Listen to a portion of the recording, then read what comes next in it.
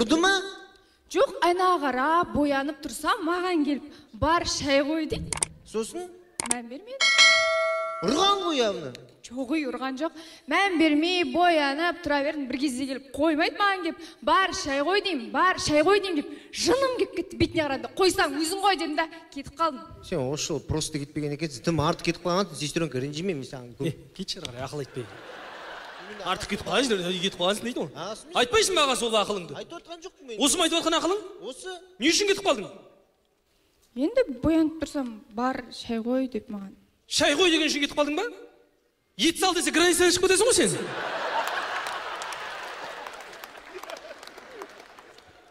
Сол үйге кеткен жоқсың ба кезінде шайын қоюға, тамағын істеуге? Просто каникулға қыдырып ордың ба бір аптаға?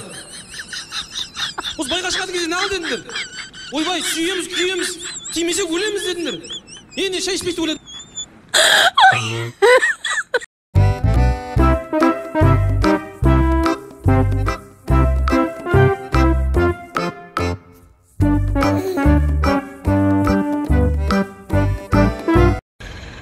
Bir жерге бару керек еді.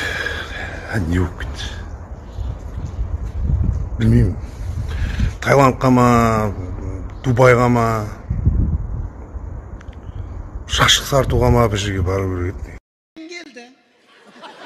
Allah'a yinem geldi. Selseme.